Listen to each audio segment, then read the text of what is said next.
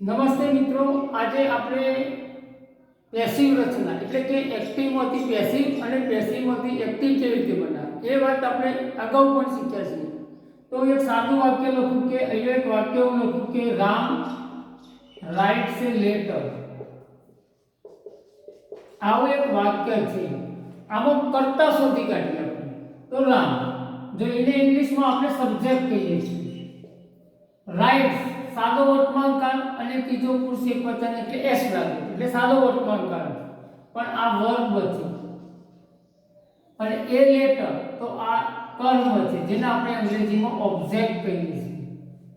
તો કર્તા, ક્રિયાપદ અને કર્મ આ ત્રણ બાબતો આપણે શોધી કાઢી. હવે પેસિવ રચના બનાવવી હોય એટલે કે કર્મની વાક્ય રચના જેને ગુજરાતીમાં કહેવાય એ બનાવવી હોય તો શું કરવું પડે? તો કર્મને આગળ લાવવું પડે.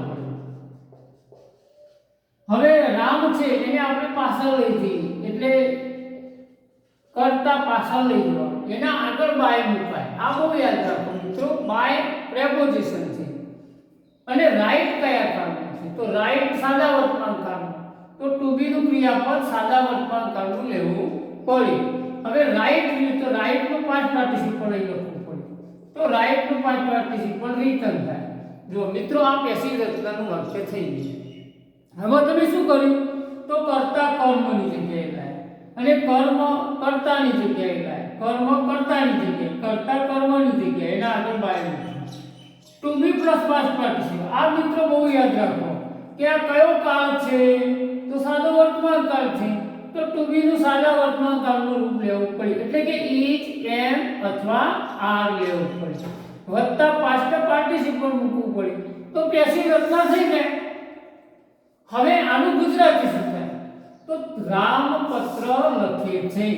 આ સાદું ગુજરાતી વાક્ય રચના થઈ. તો આ કર્તાની વાક્ય રચના છે. કર્મની વાક્ય રચનાની અંદર કર્મ આગળ આવે છે એટલે કે કર્તાનું સ્થાન કર્મ લે એટલે કર્તાનું સ્થાન કર્મ લે અને કર્મ કર્તા કર્મની જગ્યા ઉપર મૂકી દેવામાં અને એના આગળ બાય મૂકવામાં આવે. મિત્રો, ટુ બી પ્લસ પાસ્ટ પાર્ટિસિપલ મૂકવામાં આવે છે. તો આ રચનાને આપણે પેસિવ રચના કહીએ. આનું ગુજરાતી કરવું તો કેવું થાય? તો રામ પત્ર લખે છે. પત્ર રામથી અથવા રામ વડે અથવા રામ દ્વારા લખાય છે. મિત્રો, હું તમને એમ કહું છું કે આ બાય છે એનું ગુજરાતી ના દ્વારા, ના વડે, નાથી, આવું એનું ગુજરાતી થાય.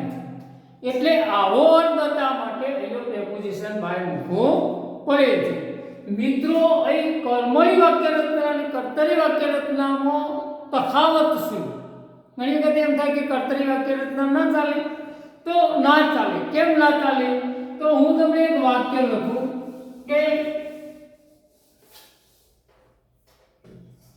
ગુજરાતમાં આપણે વી ગ્રો વીટ. વીટ એટલે ઘઉં થાય ઇન ગુજરાત.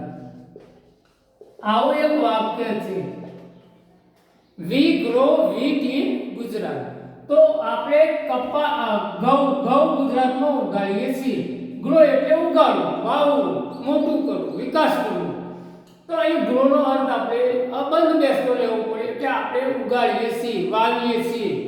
તો ઘઉં ગુજરાતમાં વવાય છે. તો આમાં કરતા શબ્દો વી છે. હવે વી એટલે આપણે.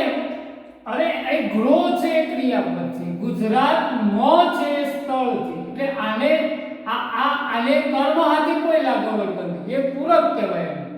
તો વી કે શું છે? કર્મ છે. તો તમે જ્યારે પેસિવ રચના બનાવો ત્યારે કર્મ આગળ લાવવું એટલે કર્મને આગળ લાવી દો એટલે આપણે આગળ લાવી દો. બાય અસ આ પાછળ મૂકો. ઇન ગુજરાત એ વધારાનું એટલે કે સ્થળ છે તો એ પાછળ મૂકો. હવે ગ્રો છે, કયો કાળ છે? તો સાદો વર્તમાન કાળ છે. તો ગ્રો નું પાસ્ટ પાર્ટિસિપલ ગ્રોન થાય. હવે આ વીટ એટલે શું? તો ઘઉં. ઘઉં એ અનકાઉન્ટેબલ નામ છે. અનકાઉન્ટેબલ એટલે ગણી ન શકાય એવું નામ. જો ગણી ન શકાય એવું નામ હોય એટલે કે જથ્થો હોય તો તમારે અહીંયા ટુ બી ક્રિયાપદ એક વચન જ મુકાય. એટલે ઈ જ મુકાય. હવે આ સાદો વર્તમાનકાળ એટલે ટુ બી નું ક્રિયાપદ સાદો વર્તમાનકાળમાં ઈ જે બાદ એટલે રીત પ્રમાણે ઈ જ આવે. હવે ટુ બી પ્લસ પાસ્ટ પાર્ટિસિપલ થઈ ગયું. કર્મ કર્તાની જગ્યાએ, કર્તા કર્મની જગ્યાએ અને ઇન ગુજરાત સ્થળ છે આ લખી દીધું. જો પેસિવની સાચામાં સાચી રીત આવીએ છે મિત્રો, બરાબર, પણ હજુ કંઈક ખૂટે છે. શું ખૂટે છે? તો અહીં આ જે બાય અસ છે એ તમે ન મૂકો તો ચાલે. એટલે આપણે કર્મની ખરેખર રચના આ ક્યારે વપરાય? તો પેસિવની રચના ખરેખર ક્યારે વપરાય? તો આવી સ્થિતિમાં વપરાય કે અહીંયા ઇન ગુજરાત લખી દેવું. આ સાચા સાચી રીત છે. એટલે કે બાય મૂકી અને કર્તા મૂકવામાં આવતો નથી. અધ્યાહાર રાખવાનો, કર્તાને અધ્યાહાર રાખવાનો. કે આનું ગુજરાતી એવું થાય અને આનું ગુજરાતી કેવું થાય એ તમે જુઓ. તો આપણે ઘઉં ગુજરાતમાં ઉગાડીએ છીએ, આનું ગુજરાતી એવું થાય કે ગુજરાતમાં ઘઉં ઉગાડાય છે, વવાય છે. તો અહીં સાચી રચના કર્મની એટલે કે કર્મણીની સાચી રચના આવા વાક્યોમાં હોય. પેલો બધો વાક્યો છે પણ એ આપણે કેવા વાક્યો છે કે જેની અંદર કરતા મૂકીએ છીએ, એટલે માળખું બનાવ્યું છે. સાચું માળખું એ છે પણ ખરેખર પેસિવ રચના બનાવી હોય તો આ રચના મારી દ્રષ્ટિએ યોગ્ય છે. અને તમે જ્યારે ભણતા હોય, પાઠ વાંચતા હોય, કોઈ કાવ્ય વાંચતા હોય, કોઈ એવી રચના વાંચતા હોય કે કોઈ એવું પેરેગ્રાફ વાંચતા હોય તો એની અંદર આવા વાક્યો આવે છે. હવે તમારે શું કરવાનું? તો સૂચિ ક્રિયાપદ, આ ક્રિયાપદ છે એ સૂચિ પ્રશ્ન પૂછો. તો ભાઈ શું વવાય છે? તો ઘઉં વવાય છે. જો ઘઉં આગળ આવે તો સમજી લેવાના પેસિવ રચના.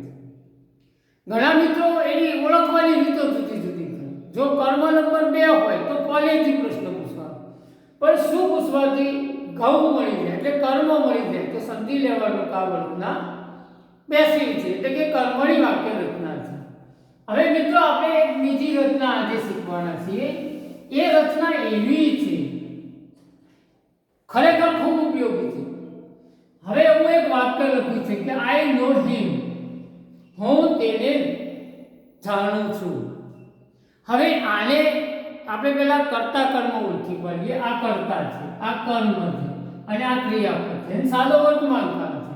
તો કર્મ જે છે એને તમે આગળ મૂકી દો.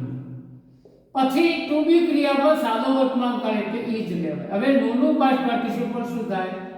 નોન થાય. હવે આ આઈ છે એનો આપણે સામાન્ય રીતે હાલ આપણે જે વાક્ય શીખ્યા એમાં બાય મૂકી અને મી મૂકતા હતા.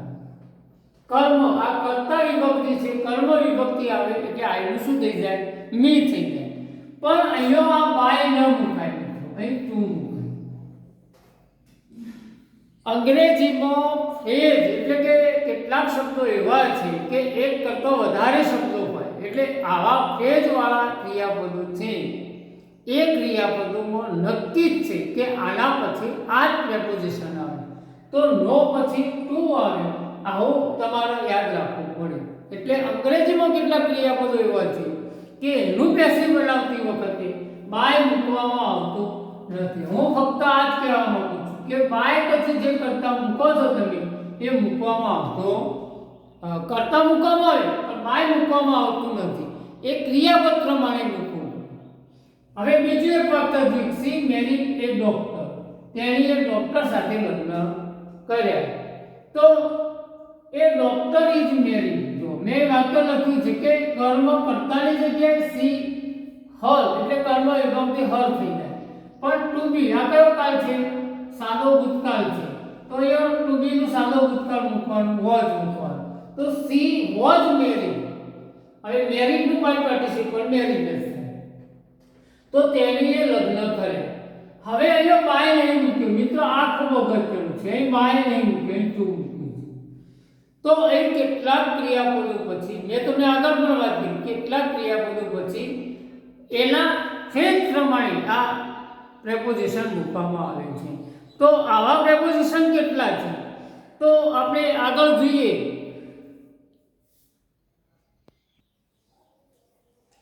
મિત્રો આપણે કેટલાક ક્રિયાપદો જે છે એની વાત આગળ કરી કે ભાઈ નો પછી ટુ આવે, મેરી પછી ટુ આવે, તો એમ ઇન્ટરેસ્ટ આવે ક્રિયાપદ તો ઈ ના આવે, એટલે બાયની જગ્યાએ તમારે ઇન મૂકવાનું. એટલે બાયની જગ્યાએ શું મુકાય?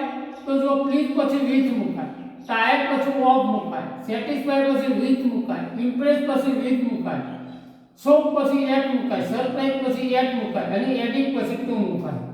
એટલે પેસિવ રચના બનાવતી વખતે બધી જ બાબતો એમના એમ રાખવાની, પણ આ બાય મૂકવાનું આવે ત્યારે તમારે બાય નહીં મૂકવાનું, પણ આવો પ્રેપોઝિશન મૂકવાનો. ટૂંકમાં અહીં એક વાત યાદ રાખો કે અર્થદાયક વાક્ય બનાવવા માટે આવા પ્રેપોઝિશનનો ઉપયોગ થાય છે, આ ખાસ ધ્યાન રાખવાનું.